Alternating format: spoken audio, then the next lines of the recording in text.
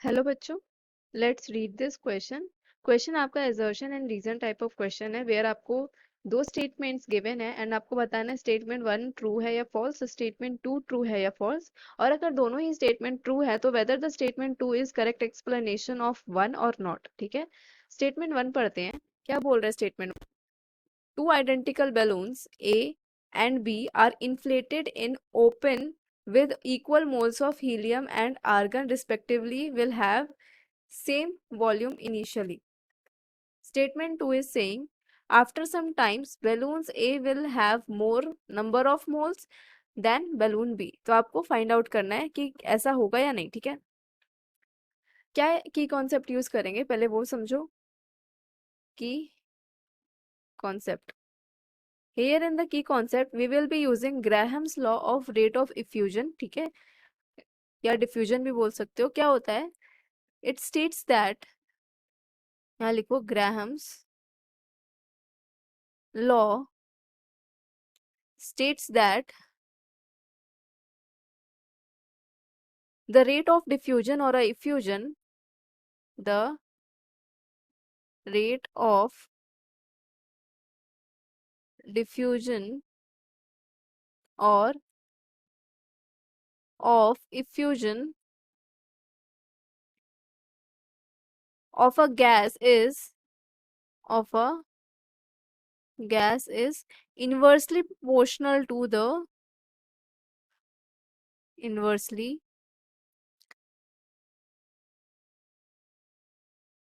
proportional to the square root of its molecular mass. Square root of its molecular mass और वेट। ठीक है, तो मतलब कि जो आपका रेट ऑफ डिफ्यूजन और इफ्यूजन है वो इनवर्सली प्रोपोर्शनल हुआ under the root of molar mass of the gas. ठीक है, एंड डायरेक्टली प्रोपोर्शनल होता है किसके? नंबर ऑफ मोल्स के। ऐड कर लेना, and directly proportional to the number of moles.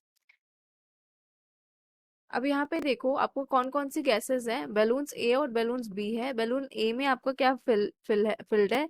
आपका हीलियम। एंड बैलून बी में आपका क्या फिल्ड है? आर्गन। ठीक है, हीलियम एंड आर्गन दोनों ही क्या कौन कैसी गैसेस होती हैं? नोबल गैसेस होती हैं, जिसमें हीलियम का मास 4 ग्राम पर मोल एंड आर्गन का मास उससे ज्यादा होता है। ठीक है, सो यहाँ पे लिखो molecular mass of helium is less than the molecular mass of argon. ठीक है, अगर मॉलिक्यूलर मास ऑफ आर्गन ज्यादा है तो rate of effusion of helium क्या हो जाएगा? ज्यादा हो जाएगा than the rate of effusion of argon, है ना। और जो आपका बैलून ए है उसमें क्या है? आपका हीलियम, तो यहाँ पे लिख दो बैलून ए। बैलून ए और बैलून बी, बैलून बी।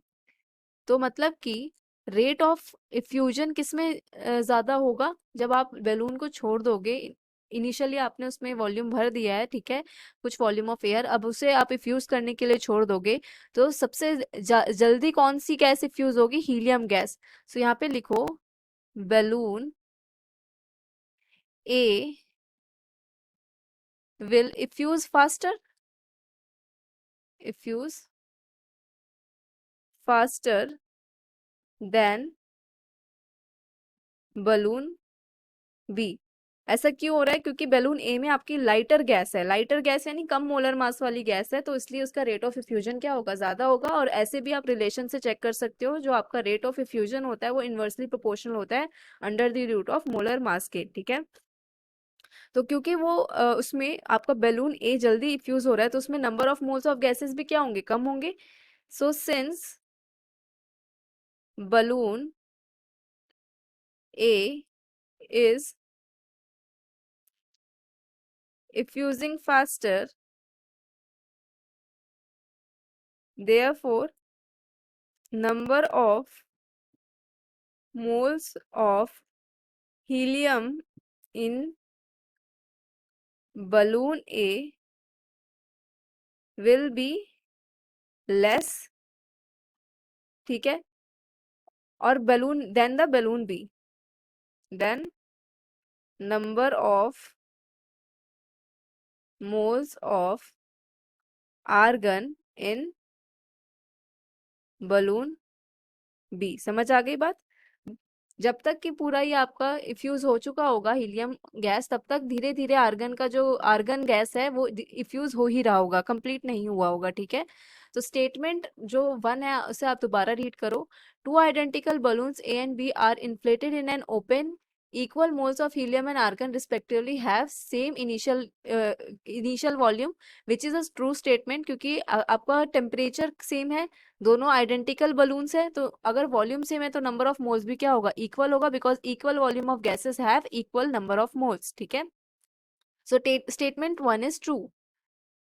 यहाँ पे लिख लो, आपको कंफ्यूजन ना हो, ताकि यहाँ स्टेटमेंट 1 इज ट्रू। स्टेटमेंट 2 पढ़ो अब। After some time, balloons A will have more number of moles than the balloon B. But statement 2 क्या हो गया यहाँ पे, false हो गया। Statement 2 यहाँ पे आपका false, false है। ऐसा क्यों? क्योंकि आपका बैलून ए जल्दी जल्दी फ्यूज हो रहा है, बैलून ए से गैस, तो उसमें नंबर ऑफ मोल्स क्या होंगे, कम होंगे देन द बैलून बी। तो आपका आंसर क्या हो गया, your answer will be statement 1 is true while statement 2 is false. Option C is the correct answer. Hope you understood it well. Best of luck.